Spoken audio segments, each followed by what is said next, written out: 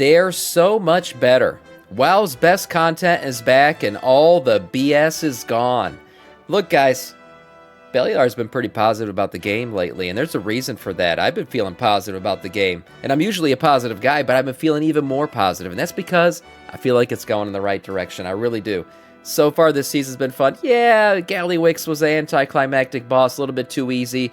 It is what it is. But overall, I can't fault the content. I think the content's been great, and evidently so does Bellular. So let's see what he has to say about all the BS being gone. Okay, welcome back to the channel. Today I've got pretty damn exciting news. We've done a whole bunch of testing on Horrific Visions. Ooh, Horrific Visions testing. 11.1.5, and Blizzard have made absolutely massive improvements. So, oh shit, okay, I didn't know this was about. If you were not there for these in Battle for Azeroth and you just saw this as a new feature in the game, you would pretty much just assume that Blizzard went and made one of their best bits of content. Seriously, these are that good. Really? Of course, if you're like me and you did play them in Battle for Azeroth, well, I actually think you'll be pleased. This version is so much better. It does highlight the real stupid decisions that went on during BFA, but man, I'm happy to say that, yeah, playing it today, it's really damn good. Now, I've also got an overpowered... I personally loved Horrific Visions when they were out. I did them all the time. The one thing that I hated about Horrific Visions, and so far I think it's not going to be a thing, was grinding out the currencies to get into Horrific Visions.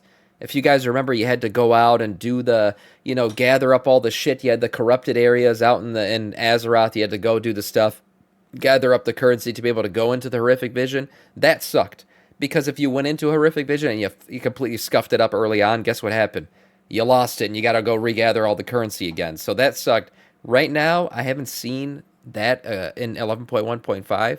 I also haven't seen anyone say it's not there. So we'll see, but let's just let the video play. Combo for you. I'll let the man cook. Typical email sucks, but Proton Mail, the you quit during this? Focus services, where, funnily enough, yeah, let the man talk. I'm sorry, yeah. Are working with porkbun.com, who have sponsored today's video. Now, Porkbun are domain registrar, and using Porkbun for your custom that's domain, not halal. and then Proton for your email what is this? Will have you looking like a credible professional. You'll get the best secure email experience that is out there. And if you use them together, you'll get today's banger deal. Now, when you're using Proton for your email, you're getting end-to-end encryption of your email contents, your subject lines, your attachments, no prying eyes. It's pretty good, like for a professional scenario, and you get access to Proton's host of privacy-first tools like Calendar, Drive, VPN, and Pass for your passwords. They've got apps across every device, and setup is dead fast. And of course, if you're using Proton, you're caring about privacy. And that's why Porkbun is an amazing combination, because Porkbun does not upcharge you for privacy features like Who is Privacy and SSL and other things that other registrars do upcharge you for. That saves you a whole bunch of money, as does this. Proton Mail Essentials or professional plans start at just $5.99 a month for Porkbun customers. That's an absolutely banger deal, and you can check it out at the link below. First things first, what is a Horrific Vision? Use his link. All right, so if you weren't there back in the day, here's the TLDR.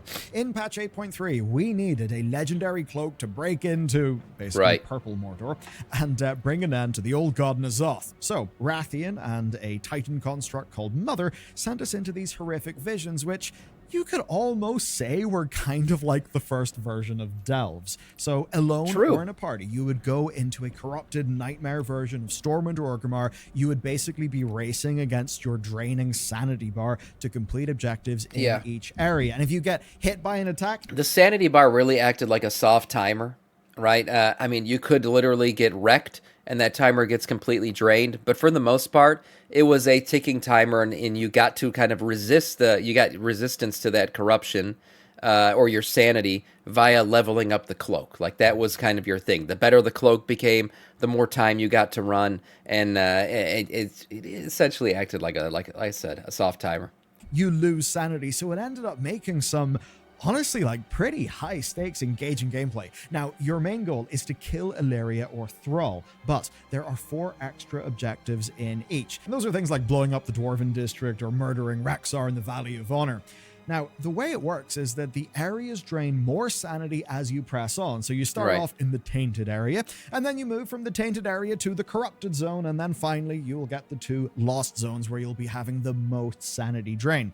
And your overall goal, right, is to get a full clear, which is to push through all of the areas and then take off the final boss, and that boss will be stronger for each of the objectives that you bring down.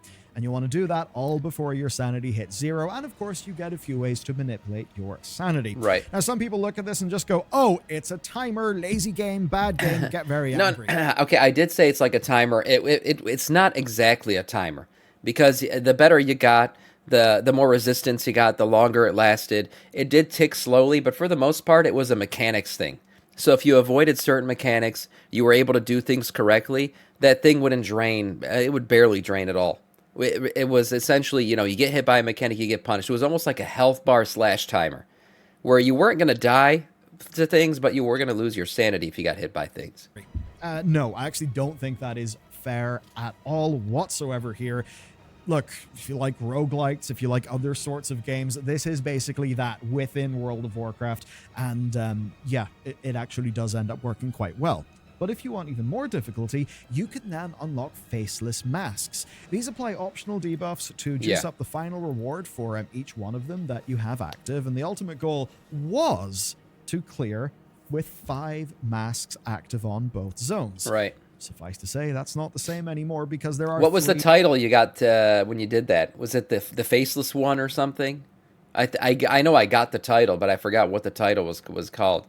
What's up, Justin?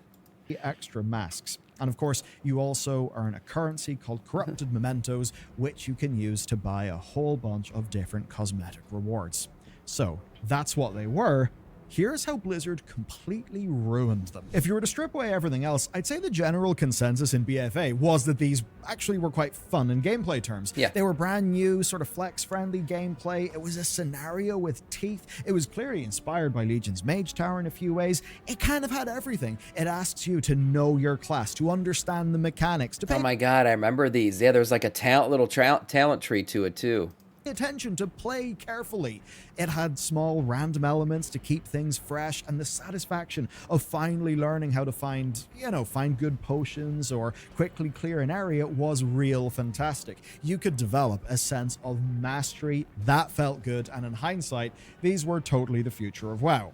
But the problem is a lot of people do not have a positive memory of them because Blizzard at the time managed to ruin them. Thing number 1, they were chores. You needed to upgrade your legendary cloak to raid in the Nyalotha raid. And that basically turned what was fun into a chore. A requirement. Content can be made miserable if you're forced to do it when you don't want to do it. Yeah. Problem 2 was the entry to Horrific Visions. Yeah, this is exactly what I was talking about. This currency grind. Man, it was so bad. It was so bad. And because, like, if you died right away, which could happen, you put 5 faceless masks on and you go in and the first thing you do is overpull or get completely screwed on that first pull, you lose everything. And you just spent like 30 minutes grinding out the currency too. So you got to go back and do that again. You can't just restart that shit.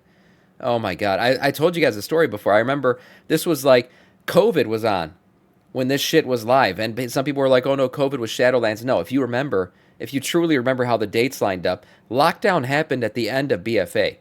So I was running these Horrific Visions, and I still remember to this day, I grinded out the currency, went in, and my boss called me. We had just started work from home. My boss called me right when I started the run, and I got fucked. Completely wrecked on it and lost the whole half hour of currency that I just grinded because he fucking called. What's wrong with that guy calling me during work? What the fuck was his problem? Gated by keys. Ridiculous. You needed to do patch 8.3 weeklies or to farm currency in order to get a vessel of Horrific Vision. No, but he might as well have. That guy was a dick. I don't work there anymore. That guy was a piece of shit, honestly. I'm so glad. So I got laid off because of COVID. They cut our salaries and said that they were doing that so they didn't have to lay people off, and then they laid people off. Right? That's how it worked. So what happened was the associates, I worked at a law firm, I'm an attorney. All the associates took pay cuts, and actually when they told us that, they said the partners are not taking pay cuts. They're going to take a pay cut on the back end with their bonuses. That's how they were going to do it. So what ended up happening was associates took pay cuts, and then about a month later they fired like half the associates, of which I was one of, maybe because I was running Horrific Visions during work, who knows. And then at the end of the year, it turns out that they actually made a lot of money. And the partners never took a cut on their bonuses. So, yeah, corruption at its finest. It was basically, the Void running a fucking firm. Piece of shit place. Basically, right? The day I got you fired had was to the do best day chores ever. in order to unlock another chore. And worse yet, it was real punishing. If you just made a slip up on a higher difficulty, you're out. That's it. And you get very little loot. What is his name, Sam? I'll fuck him up. I'm not going to reveal his name, but he also cheated on his wife with his secretary. He was a complete piece of shit. Complete piece of shit. Worst person I ever worked for in my life. Basically, imagine Cussed me out all the if, time. you were doing a delve, and your delve actually destroyed your coffer key when you died. Basically that. Didn't feel good. Combine that with the pressure of a draining sanity bar, and players just felt like, they couldn't rush, but at the same time, they felt like they were forced to rush. It was the same problem that Mythic Plus can kind of face, where there was almost no room for learning. People didn't try harder difficulties because of the risk and because it was a chore to gear up your cloak so you could do Nyalotha. Thankfully, though, this time it's very gone? Different. The good news is this time around, all that bullshit is fixed. You can go in whenever you like. You can do as much as you like or as little as you like. If you want to farm out all of the new rewards like this Corrupt Dragon or the Voidfire Death Cycle, you can just grind that out in a few days, even without adding in the mask debuffs. Now, if you just want, say, your heroic weapon, that'll take a day or two of pushing the achievement, and that's it. When you're in a run, if you fail, it's completely fine. Just go again. By the way, it's not a weapon achievement anymore. We just looked at it. It's a helm achievement now, which is way better because rune carving and everything completely eliminates, for blood decays or any decay, you would not be able to use a weapon enchant. So it's moved to the helm, which is great. No resource that is lost or random form of punishment. You just learn from your mistakes, try to beat it next time, which does mean that this as a piece of challenging content actually works. You don't get a random punishment, you feel like you want to push difficulty, and because the death penalty is simply just your time and you're guaranteed some progress, guess what? You get into flow and it feels good, just like you're playing a roguelike. It really works. And that's not only because they've removed things. There's a huge addition in the form of a new party member called the Construct of Soradormi. It's a new follower who can DPS, tank, or heal for you, and at least right now in the PTR, in our experience, it's kind of more of a burden than anything else if you're a skilled DPS player. I hope this gets tuned up over the PTR, fixed up a little bit. We can certainly take a look and have a think about That's right, so we get a brand companion to run these things with. That's cool. And a whole recent saga and be a little bit suspicious, but again, if they get brand this right, 2.0, they do have ample time to do that. I'd say this would definitely be a good feature for a lot of people going in there as DPS. It's a little bit spooky. If you've got a healer, though, that'll feel a lot better. So let's hope they get this thing right. Now, that being said, let's talk about how these are different as a piece of content. Visions aren't just better as an overall experience and loop, they themselves are actually a bit different. So here's how. Blizzard are testing out new forms of progression, and they're actually really satisfying. So you've got two different types of upgrades in this. One of them is the usual talent tree that's got massive bonuses. Yeah, reduction to sanity loss. I saw Horrific Vision increases all party members' maximum sanity. That's right. I remember sanity and to damage. Now, this one is frustratingly time-gated. Horrific Visions reduce damage taken and increase damage done by 10%. Each ally within 100 yards reduces the... Okay. Yeah, you can't max it out in day one. A new role will unlock every week. So after a few weeks, it will be quite easy. I do kind of roll my eye at the time gating happening the way that it is. Doesn't feel like a talent tree if it's time gated. Come on, Blizzard. But as an example, on week 2, of course, week 2 in the PTR, we pulled off a full 5 mask solo clear. Now, that did require near perfect gameplay, right? So it's not like it was easy. On week 1, it was pretty much impossible. On week 3, it should be a good bit easier. Okay. At least to say that the upgrades do matter. Well, that makes sense, though. It shouldn't be, to pull off a full 5 mask. He's talking about running it in the highest difficulty possible. To be able to fully do it in week 2 would be kind of crazy. Now, if you're a Giga Chad player, super geared out, yeah, okay, then that makes sense. Maybe you can get it done. But I'm okay with something being a little bit too difficult to walk in and just beat the fuck out of in your first try. Some difficulty in the game is nice. And the content itself is the time gaining of the talent tree. That's kind of messed up. Damn challenging. Now, the second thing is something new, and I actually think it's quite cool. So it's called Tributes, and it's a direct upgrade for if you're the sort of person who's farming these out. What you'll notice is that parts of the old talent tree have been worked into this new Tributes thing. Now, tributes are basically a direct upgrade for whenever you're farming, and it kind of feels like when you're playing a roguelike game, you'll have some sort of currency where, you can buy upgrades, right, after you die. And at certain Right. breakpoints, these buffs will level up. That'll do things like restoring sanity on an elite kill, giving you more damage. Right, it'll get stacking easier, haste, and a progressively speed easier. buff. So what it basically is a layer of classic RPG progression, Yeah. which is kind of neat, and it actually is kinda fixes the earlier problem with all of those things being on the time-gated talent tree. So if you mess up a run, you didn't waste your time. You're still progressing. You'll have Imagine that. That's the version of Blizzard today versus the version of Blizzard in BFA, where they didn't care about wasting your time. Now, as I've said before, many times before, Greg's from accounting, right? Greg from accounting out there doing shit. He has a very limited amount of time. So even if he doesn't complete his first run of Horrific Visions, at least his time doesn't feel wasted, right? He still gets a progression advancement because he's able to, make himself a little bit stronger for that next run when his wife goes to bed again and he can finally relax and unbuckle his belt a little bit and, chill out in his basement, right? Because the rest of his day is completely a Horrific Vision. He literally runs a Horrific Vision all day, and his boss is always the final battle in his day. Once he gets past that, Greg is back. Greg is back. The real Greg. leveled up or contributed to the leveling up of a bunch of your tributes. Next run, maybe you'll hit an upgrade, it'll be easier. And this is the type of thing that drives playtime in roguelites. The idea of just one more run because you're really close to an upgrade. Right. And then maybe one more run to try out that upgrade. And then maybe another run after that because maybe you can clear it this time.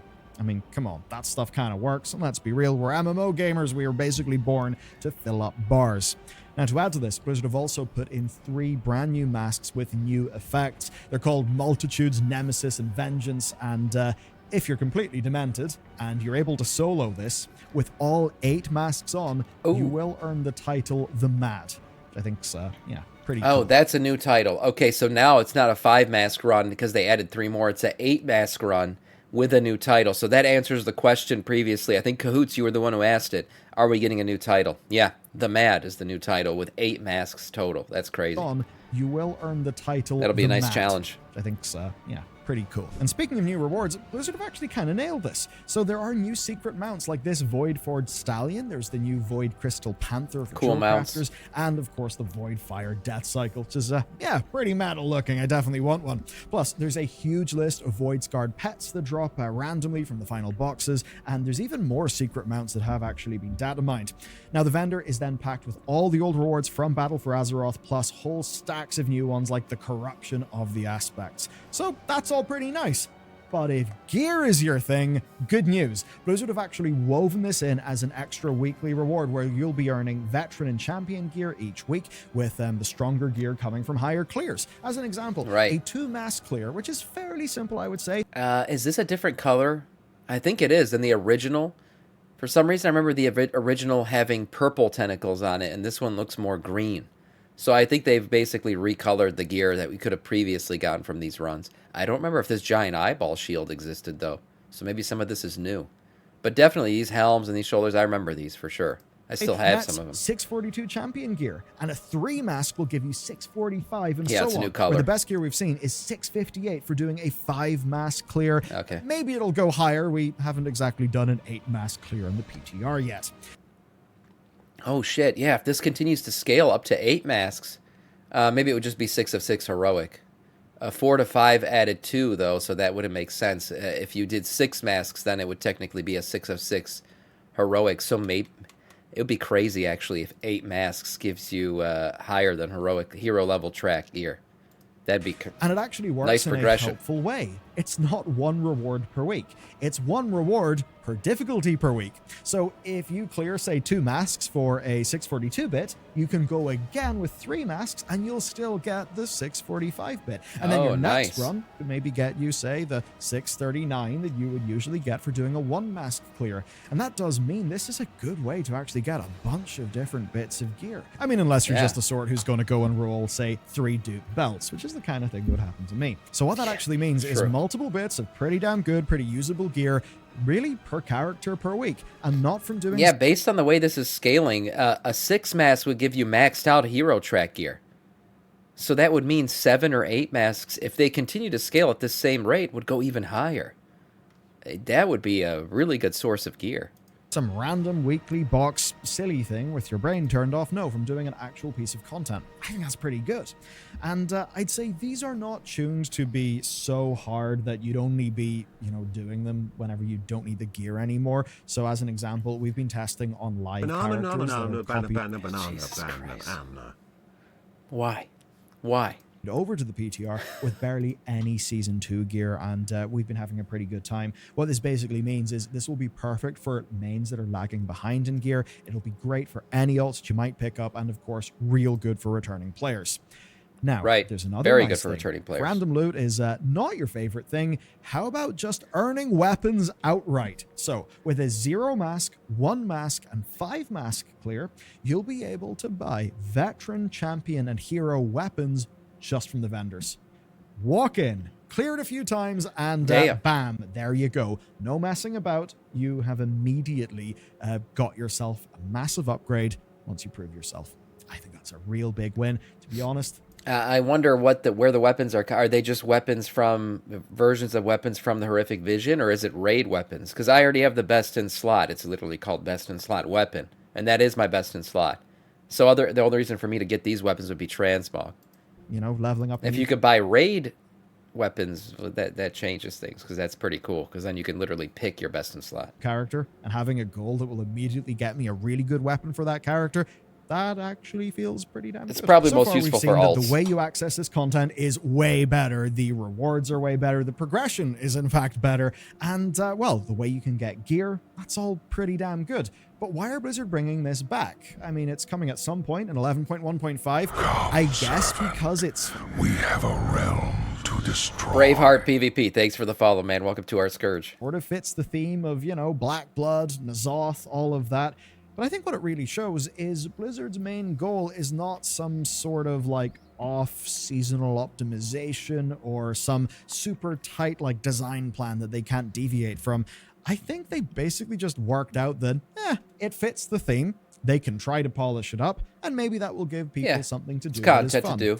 And if you ask me, Horrific Visions as a game mode is amazing. It's not for everyone. Yeah. And that's good. It shouldn't be. It's for people who really enjoy WoW's combat, who like pushing themselves. Like challenge modes. Right? And for that type of player, this is pretty much some of the best stuff that Blizzard have ever made. It's fantastic. And yes, you can get that in M+. Yes, you can get that in a raid. But doing it yourself, solo challenge, basically a roguelite within World of Warcraft, that is damn cool. And I'm so happy that it's back. And it's good that Blizzard make content that doesn't appeal to everybody, that isn't just another slice of generic Warcraft. Right. We had that with the Siren Isle. It didn't really set the world on fire. If you make something for everyone, then you end up making something for no one. And so often Blizzard would be terrified of that. I mean, why the hell do you think Blizzard made it so you had to do Horrific Visions to upgrade your cloak in patch 8.3? Why do you think they made it so you needed to farm the 8.3 world content to even buy the thing that let you do the Horrific Vision? Because they were terrified that maybe people who love Horrific Visions wouldn't do world content, or the people who do world content wouldn't do the... I have very fond memories of Horrific Visions. I actually liked them a lot. The things that I hated about, I spoke about earlier in the video. Oh, Braveheart had dropped a follow, and then followed it up with a 44-man raid. Welcome to the Scourge. Wow, holy crap, man. Welcome in, welcome in. Yes, the Scourge grows, indeed. Wow, thank you, man. Thank you so much for the raid. I appreciate it. Just getting into Horrific Visions conversations here. These things are coming back in a great way, and I'm excited to see them come back. As I said before, I enjoyed Horrific Visions the first time around, except for the parts that I mentioned, the currency grinds and everything like that. All of that has been removed. So Horrific Visions are going to be that much better. Oh, man, I'm excited. And thank you again, Braveheart, for the raid. Damn. The Horrific Visions. That was a dangerous, disastrous form of design born out of fear that damaged this game so much. So I'm glad to see that they're willing to do things that are not for everyone. Sure, you may not like it, but this is the design methodology that means that whenever they make something that's for you, they're actually going to try to make it for you and not just for everyone, meaning it will be boring and pointless. So for me, big thumbs up for this. I think this is great. Blizzard are bringing back an amazing feature. They fixed it up for Modern WoW. It's really fun. Closer to release, we'll have a guide on this to help you get all of the rewards and, yes, even the mad title if you are unhinged enough to get it. So, stay tuned. If you want more of the WoW updates, check out this video next. Great video and good stuff. I'm very excited for Horrific Visions now because they basically eliminated all the bullshit that came with Horrific Visions and left just the good shit. They did a good shit filter on it, and it turned out to be really nice. Now, yeah, we could complain about the little time-gatedness of that whole, talent system that they're putting in for this thing. Of course, Blizzard loves the time-gate shit because they're making content. They want you to, take a little bit of time to do the content. Now, that doesn't stop you from getting it done, as he said. I mean, in a week, too, at least on the PTR, if you're highly skilled and highly geared, they were able to do it if they take their time and go through it slowly. So, excited to see what they're doing here. Excited about everything that's going forward with 11.1.5, and I think this is going to be a nice little added feature to what we can do in this patch. Nice video from Bellular.